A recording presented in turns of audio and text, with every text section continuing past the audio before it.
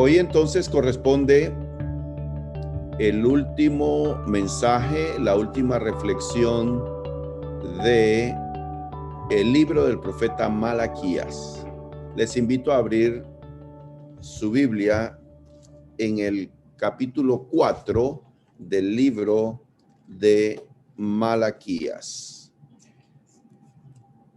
Muy bien, último libro del Antiguo Testamento, después de Zacarías y antes de Mateo, tenemos Malaquías.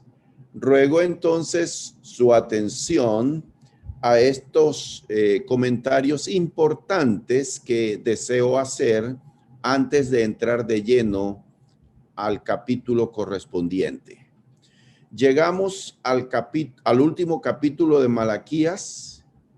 Este es el último capítulo del Antiguo Testamento. Se dice en 10, 15 segundos, pero estamos diciendo algo trascendental. El último capítulo del Antiguo Testamento, Malaquías capítulo 4. Y noten esto, hermanos. Somos todos estudiantes de la Biblia y en cada reunión de la iglesia estudiamos un poco más y aprendemos algo nuevo. Ojalá Dios quiera que aprendamos algo nuevo en esta noche. Fíjense, este capítulo 4 de Malaquías, escuchen bien esto, es el puente que une los dos testamentos. Es muy importante esta afirmación que estoy haciendo.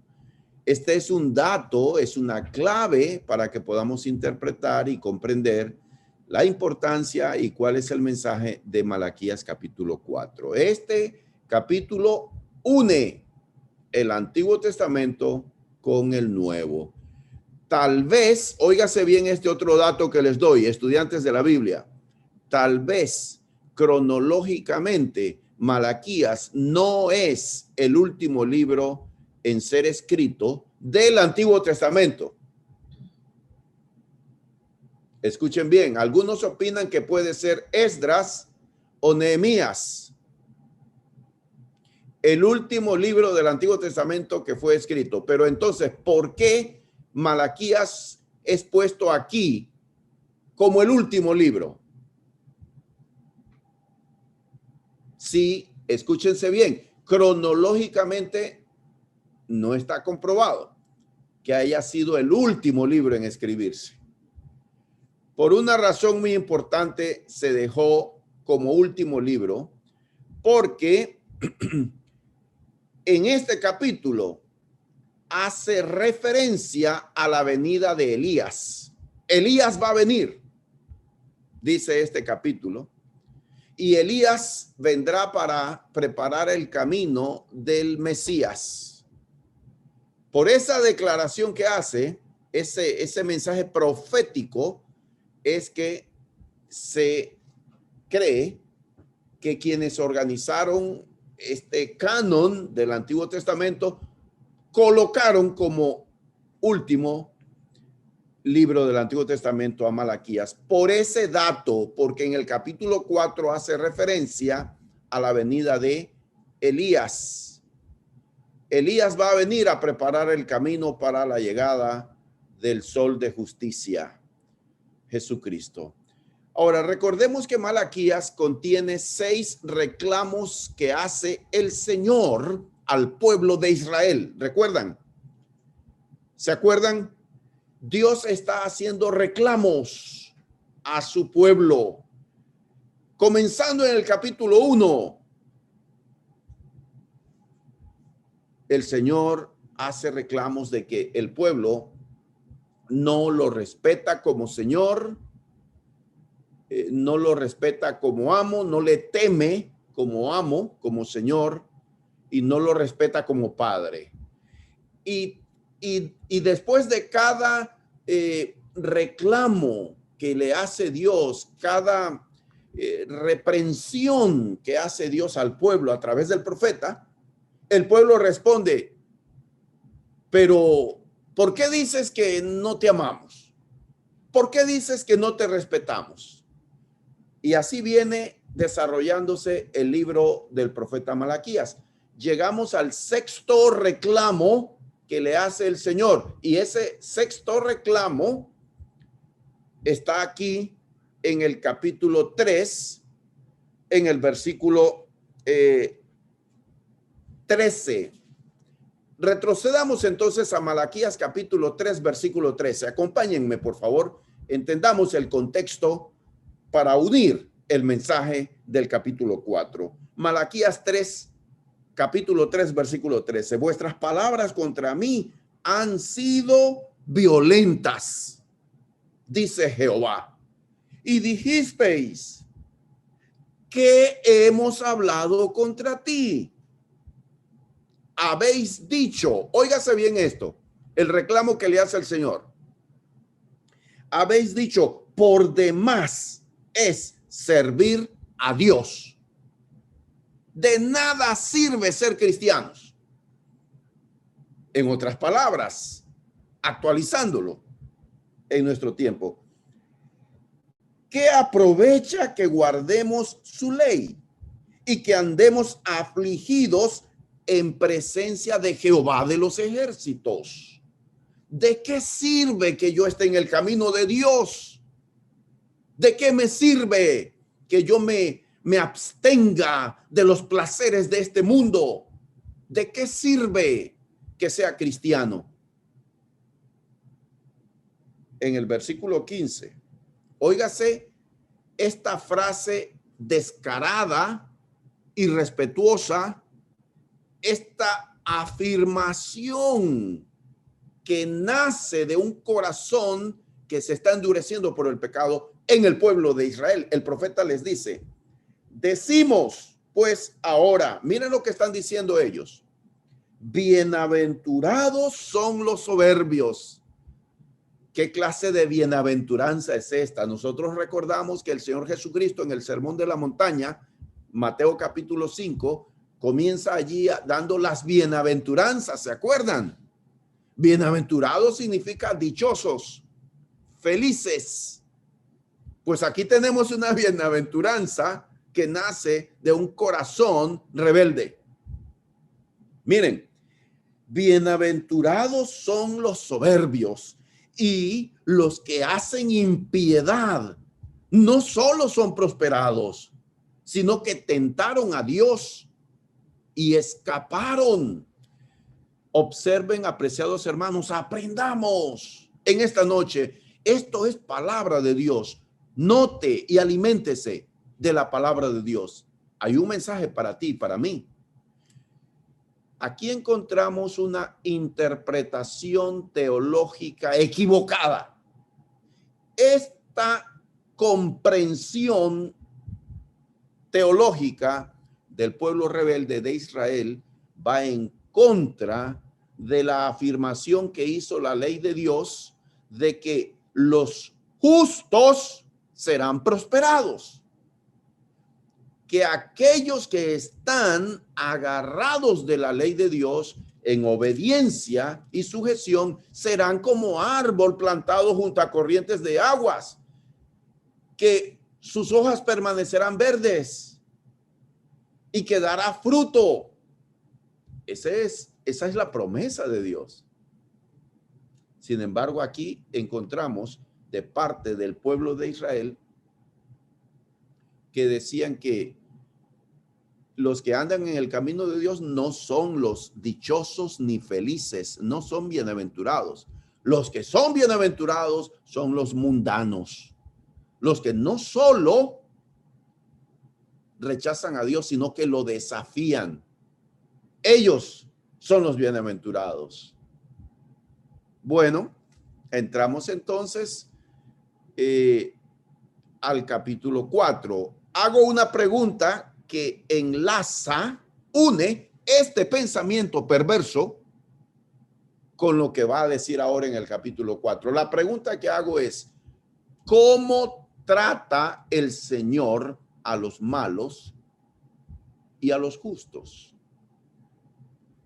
¿Qué dice la Escritura?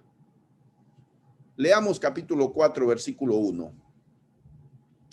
porque he aquí viene el día ardiente como un horno, y todos los soberbios y todos los que hacen maldad serán estopa. Aquel día que vendrá los abrazará, ha dicho Jehová de los ejércitos, y no les dejará raíz ni rama. La pregunta que hice, ¿cuál fue? ¿Cómo trata el Señor a los malos, a los injustos?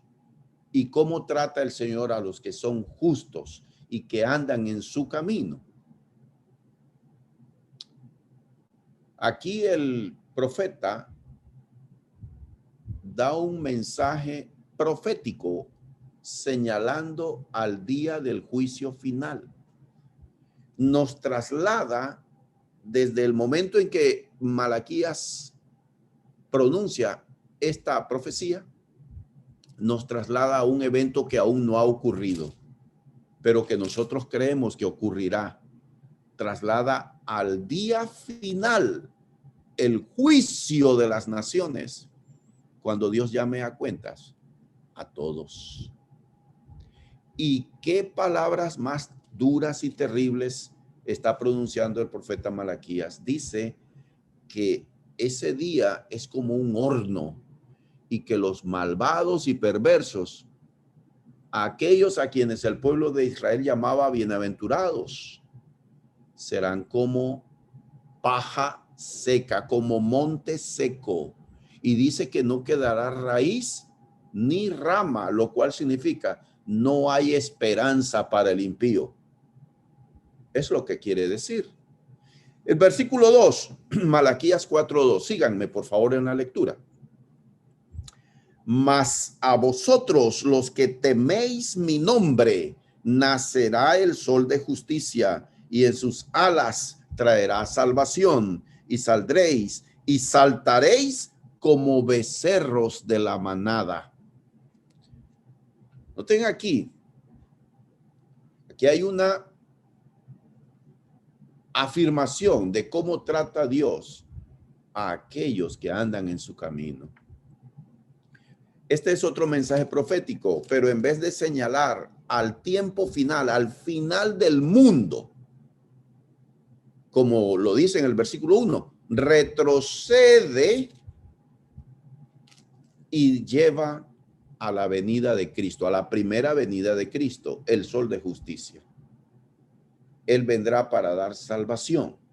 Es lo que está afirmando el versículo 2. Y esa salvación que Cristo ofrece provocará en aquellos que lo reciban un gozo y una alegría que van a saltar como los becerros. Cuando los becerritos están en su corral, todos los animales están guareciéndose, protegiéndose y están encerrados en el corral, no tienen para dónde correr y están apretujados todos los animales.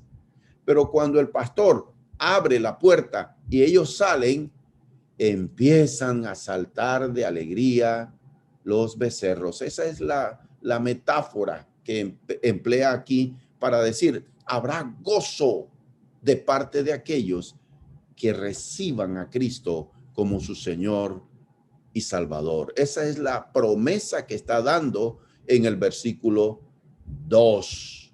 Y luego entonces, luego vemos versículo 3. Aquí hay un pasaje, este pasaje sinceramente no lo comprendo. Tengo una idea, pero dice así, miren, hollaréis a los malos, los cuales serán ceniza bajo las plantas de vuestros pies en el día en que yo actúe, ha dicho Jehová de los ejércitos. Aquí habla de hollar en un sentido de tener el control sobre los enemigos. Realmente es un pasaje un poco difícil que habla de esa libertad de la opresión con que Cristo nos va a liberar. Pero todo el mensaje está poco difícil de comprender. Avanzamos en el versículo 4 y leamos hasta el 6 y ahí termina el capítulo 4 de Malaquías. Dice así: acordaos de la ley de Moisés, mi siervo, al cual encargué en Horeb ordenanzas y leyes para todo Israel. Hace un llamado al pueblo a que no se olvide de la ley. He aquí, yo os envío al profeta Elías antes que venga el día de Jehová, grande y terrible. Entonces, fíjese, Malaquías menciona en su último capítulo a estos dos grandes líderes del pueblo de Israel, a Moisés, el dador de la ley, y al profeta Elías, considerado como el más grande de los profetas de Israel. Y entonces dice en el versículo 6 lo que hará el profeta Elías cuando venga. Y Jesucristo afirmó que el profeta Elías fue Juan el Bautista. Lo afirma, lo ratifica y dice, porque le preguntaron a Jesús, dice la escritura que Elías va a venir primero antes que venga el Mesías. Jesús le dice, ya Elías vino e hicieron lo que quisieron con él. Elías fue Juan el Bautista. No una reencarnación de Elías, porque las Sagradas Escrituras nunca hablan de reencarnación. Cuando uno muere, muere una sola vez. No hay reencarnación. La Biblia nunca afirma tal cosa. Lo que está diciendo es que Juan el Bautista tuvo ese mismo espíritu, ese valor, su estilo fue semejante, tuvo un gran parecido al profeta Elías. Eso es lo que significa entonces que Juan el Bautista fue como Elías. En el versículo 6 termina así el capítulo 4 y el libro de Malaquías, y el Antiguo Testamento cierra con estas palabras: Él hará volver el corazón de los padres hacia los hijos. Aquí no habla de Juan el Bautista, está hablando de Jesucristo. Él hará volver el corazón de los padres hacia los hijos y el corazón de los hijos hacia los padres, no sea que yo venga y hiera la tierra con maldición. Fíjense, las últimas palabras con las que cierra el Antiguo Testamento son promesa, pero advertencia. Es igual a como termina el Nuevo Testamento en Apocalipsis. He aquí que vengo pronto y mi galardón conmigo, pero también habla de juicio, el libro de Apocalipsis. Así termina entonces el Antiguo Testamento con una esperanza y una advertencia: la llegada del Mesías, que va a traer restauración, reconciliación, la obra de Cristo como un reconciliador, un mediador entre Dios y los hombres, y reconciliando al hombre con el hombre por medio de la ley del amor en Cristo. Que Dios les bendiga.